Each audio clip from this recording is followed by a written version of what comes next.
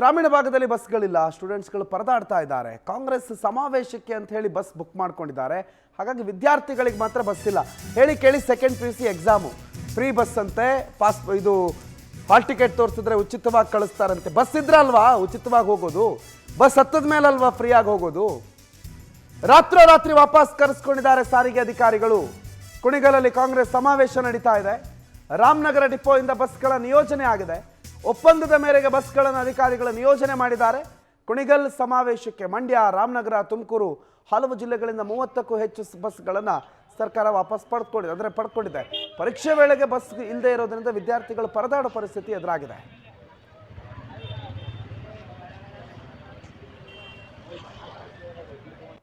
ಈ ಬಗ್ಗೆ ಮಾಹಿತಿ ಕೊಡ್ತಾರೆ ನಮ್ಮ ಪ್ರತಿನಿಧಿ ಪ್ರವೀಣ್ ಲೈವ್ನಲ್ಲಿ ಜಾಯ್ನ್ ಆಗಿದ್ದಾರೆ. ಪ್ರವೀಣ್, ಉಚಿತ ಬಸ್ಸು ಅಂತ ಹೇಳ್ತಿದ್ದಾರೆ. ಉಚಿತ ಬಸ್ ಇದ್ರೆ ಅಲ್ವಾ, ಎಲ್ಲೋಗಿದೆ ಬಸ್ಗಳು, ಏನಿದೆ ಅಲ್ಲಿನ ಗ್ರಾಮಸ್ಥರ ಮತ್ತು ಅಲ್ಲಿನ ವಿದ್ಯಾರ್ಥಿಗಳ ಪರದಾಟ? ವಿದ್ಯಾರ್ಥಿಗಳ ಭವಿಷ್ಯದಲ್ಲಿ KSRTC ಅಧಿಕಾರಿಗಳು ಚೆಲ್ಲಾಟ ಆಡ್ತಾ ಇದಾರೆ ಅಂತಾನೆ ಹೇಳ್ಬೋದು. ಯಾಕಂದ್ರೆ ಇವತ್ತು ದ್ವಿತೀಯ PUC ಅಂದ್ರೆ ವಿದ್ಯಾರ್ಥಿಗಳ ಭವಿಷ್ಯವನ್ನ ರೂಪಿಸ್ಕೊಳ್ಳುವಂತ ದಿನ. ಆದ್ರೆ ಇವತ್ತು ವಿದ್ಯಾರ್ಥಿಗಳು ಅಂತ ಗ್ರಾಮೀಣ ಭಾಗದಿಂದ ಎಕ್ಸಾಮ್ ಸೆಂಟರ್ಗೆ ಹೋಗ್ಲಿಕ್ಕೆ ಬಸ್ಗಳಿಂದ ಪರದಾಟವನ್ನು ಅನುಭವಿಸ್ತಾರೆ. ಸುಮಾರು 10ವರೆಗೆ ಎಕ್ಸಾಮ್ಗಳು ಸ್ಟಾರ್ಟ್ ಆಗುತ್ತೆ. ಹಾಗಾಗಿ ಬೆಳಗ್ಗೆನೆ ಕೂಡ ವಿದ್ಯಾರ್ಥಿಗಳು ಎದ್ದು ಆ ಪರೀಕ್ಷಾ ಕೇಂದ್ರಕ್ಕೆ ಹೋಗುವಂತ ಅನಿವಾರ್ಯತೆ ಇರುತ್ತೆ. ಹಾಗಾಗಿ ಬೆಳಗ್ಗೆ 6 ಗಂಟೆಯಿಂದನೇ ಸುಮಾರು ಬಸ್ಗಳಿದೆ.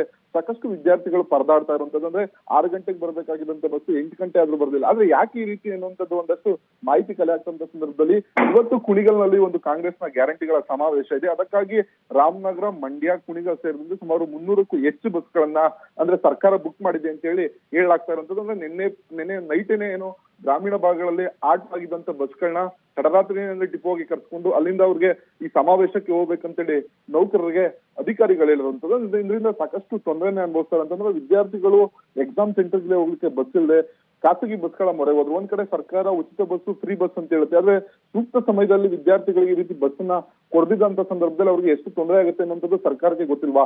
ಕಾಂಗ್ರೆಸ್ ಸರ್ಕಾರ ಮತ್ತೊಂದು ಎಡವಟ್ಟನ್ನ ಮಾಡ್ಕೊಂಡಿರುವಂತದ್ದು. ಇದರಿಂದ ಸಾಕಷ್ಟು ವಿದ್ಯಾರ್ಥಿಗಳು ಕೂಡ ಪರದಾಡುವಂತ ಪರಿಸ್ಥಿತಿ. ಜೊತೆಗೆ ಕೆಲಸಕ್ಕೆ ಹೋಗುವಂತವ್ರಿಗೂ ಕೂಡ ಬಸ್ಗಳಿದ್ರೆ ಇವತ್ತು ಸಾಕಷ್ಟು ತೊಂದರೆ. ಯಾಕಂತಂದ್ರೆ ವಿದ್ಯಾರ್ಥಿಗಳು ಭವಿಷ್ಯ ರೂಪಿಸುವಂತ ದಿನ. ಇವತ್ತು ಪರೀಕ್ಷೆ ಇದೆ ಅಂತ ಗೊತ್ತಿದ್ರು ಕೂಡ ಸಮಾವೇಶಕ್ಕೆ ಅಷ್ಟೊಂದು ಸಂಖ್ಯೆಯಲ್ಲಿ ಬಸ್ಸನ್ನ ಕಳಿಸುವಂತ ಅನಿವಾರ್ಯತೆ ಏನಿತ್ತು ಅಂತೇಳಿ ಒಂದಷ್ಟು ವಿರೋಧಗಳು ಕೂಡ ವ್ಯಕ್ತವಾಗ್ತಾ ಇರುವಂತದ್ದು.